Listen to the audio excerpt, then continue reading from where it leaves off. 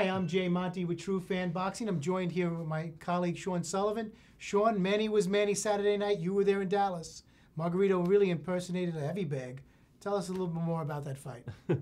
Right, pretty much. I mean, Margarito did apply the pressure the entire 12 rounds, which is commendable for him, and he showed a lot of heart taking all those punches in that punishment. But ultimately, Pacquiao just dominated him from start to finish. I scored the fight a shutout. It's intriguing. It's the disparity in weight. You would figure Margarito would hit him with a big shot. Maybe it never happened? Right, well, essentially you had a welterweight fighting a super middleweight. Oh, okay. At the weigh-in, Pacquiao surprisingly weighed in a lot less than what people thought, because the official weight limit at the catch weight was 150 pounds. Manny weighed in at 144.6, even less than the welterweight limit. And Margarito was right on point with 150. Now, fast forward to the day of the fight, the unofficial weigh-in, Margarito comes in at 165, rehydrated to 165 pounds, and Pacquiao came in about 148. So, you know, for that weight disparity and for Margarito to be about 5 pounds taller in height, it's just amazing that, you know, Pacquiao can do this and winning the WBC title in an 8th weight division. It amazes me that he still carries his speed from his lighter days, and he carries power with it. And evidently, the speed was too much for Margarito to overcome. Right. That was basically the theme of the fight, was speed kills. You saw it right away. It was very apparent, and I think the punch stats, Pacquiao landed about 474 punches, which I think was the 8th most amount of punches landed in a title fight according to CompuBox. Now, of course, the skeptics say, why did he get him out of there? You know, Mosley did. What was the reason? Right. Well, again, you know, the weight disparity. I mean, you got a guy in Pacquiao coming all the way up from flyweight, you know, when he started out his career, against essentially a guy that was 147, 154 his whole career. And, you know, Margarito has something to prove with all the allegations against him in his previous 2 fights ago against Mosley. He wanted to prove that he could compete legitimately. And that was almost coming at the question right before the fight, too. There was a question in the dressing room because of the whole hand wrap scandal.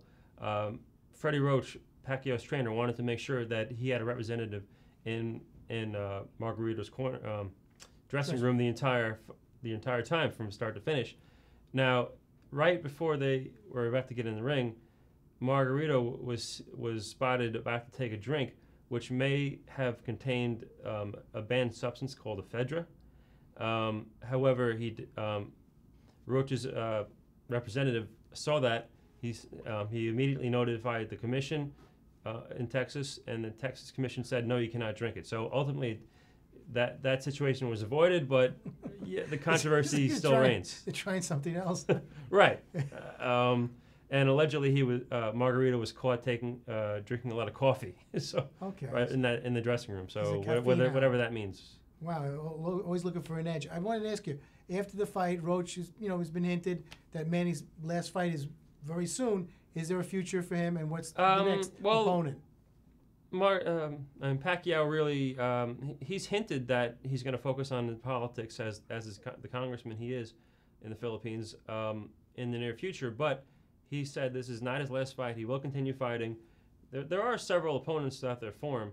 Obviously, first of all, the reason that the fight was in Dallas against Margarito, why? Because the Mayweather fight didn't come about for a second time in failed negotiations. Yeah.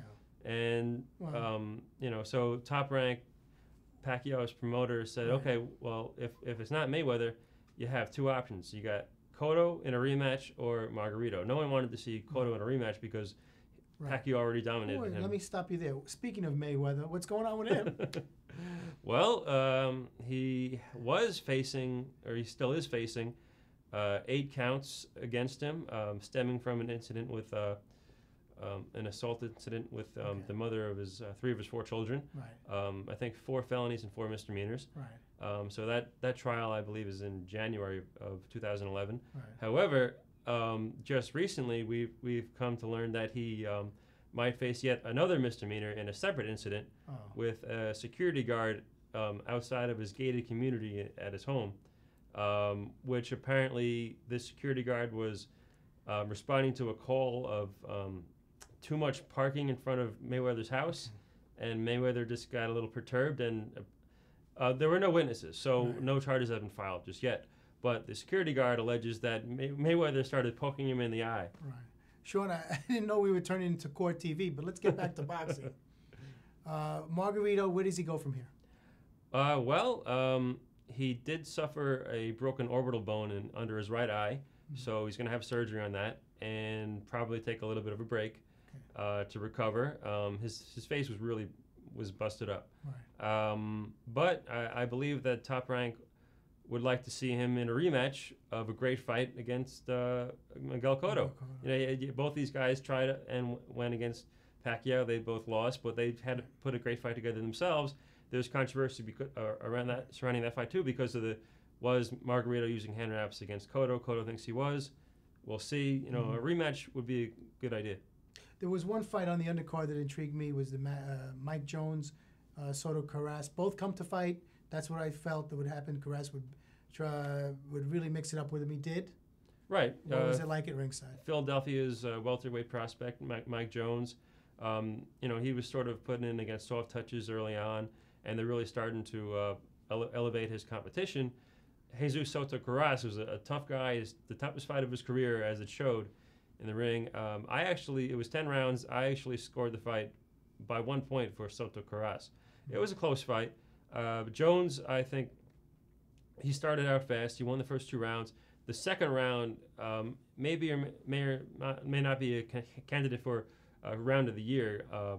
Jones just totally assaulted this guy for a really long, extended period of time, and Karass was just in the corner taking all these punches. And any other normal circumstance, the fight might have been stopped by the referee, but the referee let it go, and Karass just took it, and in the next round he hurt Jones, and I think he dominated the next 6 rounds. Right.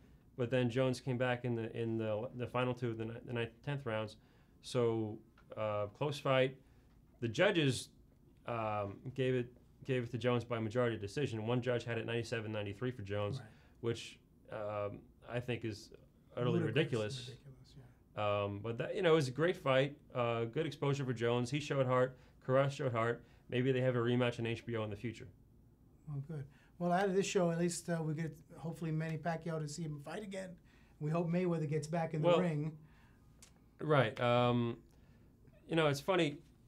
One of the commentators on HBO, Max Kellerman, had a good point. First of all, we had the 2 failed negotiations for the Mayweather-Pacquiao fight. Kellerman suggested maybe that Mayweather was waiting for Pacquiao to slow down a little bit and show some signs of weakness before agreeing to fight him, right, just like Sugar Ray Leonard did when he fought Hagler in the 80s. I see. When Hagler fought John Mugabe, the fight before the Leonard fight, right, he won by knockout over a guy that was 26-0 with 26 knockouts. Right. Now, how are you going to say he looked weak? But there were some signs of him slowing down, and people have surmised that maybe Pacquiao was slowing down in this fight. Pacquiao did admit this was the toughest fight of his career, so maybe there's some signs of similarity there. Well, to me, he looked better than ever, but we'll see what happens in the future. For Sean Sullivan, Boxing Digest, I'm Jay Monty, TruFan Boxing. Be there in the square. Take care.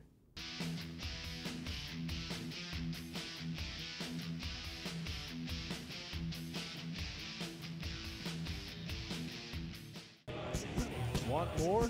Go to inasectv.com to connect with the world of sports. Real-time updates, blog postings, and all the action you can handle in a sec. inasectv.com, connecting you to the world of sports.